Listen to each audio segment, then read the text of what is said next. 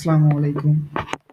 So আজকে যে বিষয়টা দেখাবো এখন সেটা হচ্ছে ফেসবুক ড্রপশিপিং নিয়ে। অনেকেই বলতেছেন যে ফেসবুক ড্রপশিপিং কোর্সটা শুরু করার জন্য।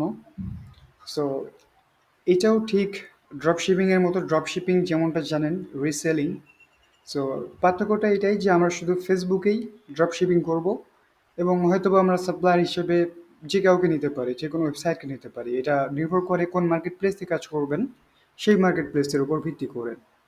আপনি যদি ভাবেন যে আপনি ইউএস মার্কেট প্লেস থেকে কাজ করবেন, তাও করতে পারেন। আপনি যদি ভাবেন না আমি কানাডা মার্কেট প্লেস থেকে কাজ করব, তাও করতে পারেন। এভাবে আপনি যে কোনো দেশে, সেটা অস্ট্রেলিয়া হোক বা যে কোনো জাপানেও করতে পারেন। জাপানেও কিন্তু বেশ প্রফিটেবল বিজনেস, ঠিক আছে। অন্যান্য মার্কেট প্লেসের ক্ষেত্রে কি প্রতিযোগিতা খুবই কম। ইউএস মার্কেট প্লেসে সবাই উপরে পড়ে লেগেছে, কারণ প্রফিট মার্জিন বেশি, সেলস মার্জিন বেশি, ঠিক আছে।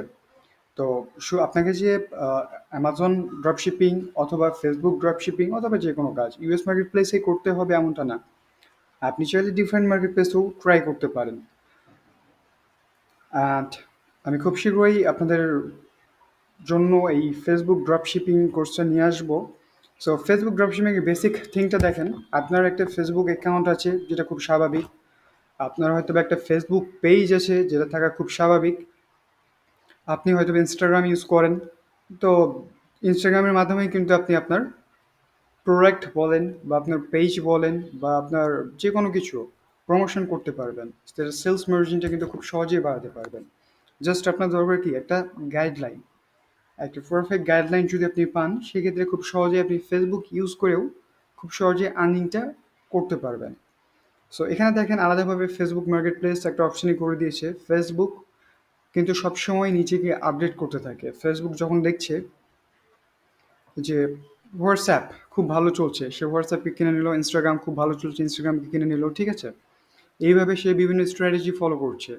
যেমন টিকটকের ভিডিওগুলো মানুষ স্ট্রিমিং করতে বা দেখতে পছন্দ করছে, তো সে কী করলো, টিকটকের মতো ফিচার্স নিয়ে চলে আসলো। সেম আপনি ফেসবুক থেকেও সে একই কাজ করতে পারেন।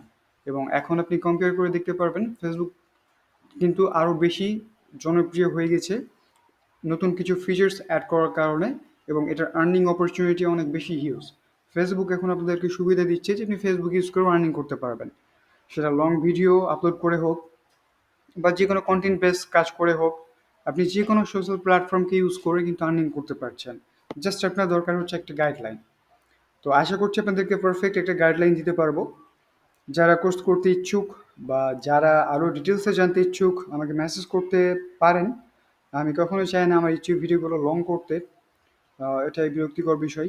সো নর্মালি যদি বলি, আপনি ফেসবুক থেকে এসে ফেসবুক মার্কেট প্লেসেও বিভিন্নভাবে প্রোডাক্ট লিস্ট করার মাধ্যমে প্রোডাক্ট সেল করতে পারেন। তাছাড়া আপনি ব্র্যান্ডিংয়ের জন্য ইনস্টাগ্রামকে ইউজ করতে পারেন। আপনার প্রোডাক্ট বা আপনার ব্র্যান্ডটাকে বা আপনার কোম্পানিকে তুলে ধরার জন্য অবশ্যই আপনার ব্র্যান্ডিংয়ের দরকার আছে for long term business. Also আপনি চাইলে আপনার প্রোডাক্টটাকে আরও ইউনিকভাবে রিপ্রেজেন্ট করতে প্রোডাক্ট নিয়ে প্রোডাক্টের ছবি আপনি নিজেই তুলবেন, ঠিক আছে। যে কোনো কিছু নিয়ে আপনি আহ, যে কোনো কিছু সেল করতে পারেন এক কথায়, কারণ যারা সার্চ করবে তারা সেই রিলেটেড প্রোডাক্ট পেয়ে যাবে খুব স্বাভাবিকভাবে। সো এখানে কিন্তু আর্নিংয়ের অপরচুনিটি তুলনামূলকভাবে অনেক বেশি। আপনারা যদি আহ, একটু রিসার্চ করে দেখেন যে ফেসবুক থেকে কিন্তু তুলনামূলকভাবে মান্থলি $1000 $2000 প্রফিট করতে পারছে। আর আর কেউই ভাববেন না যে এই 1000 $2000 ফেসবুক থেকে চলে আসছে উইদাউট মার্কেটিং। আপনাকে কিন্তু এখানে মার্কেটিং করতে হবে।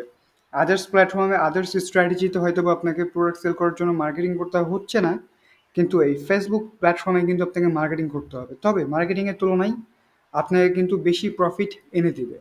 সেক্ষেত্রে মার্কেটিং কস্ট বাদ দিয়েও যদি আপনি হিসাব করেন, আপনার মান্থলি $200-300 মিনিমাম প্রফিট থেকে যাবে। ওকে, সো আল্লাহ হাফেজ।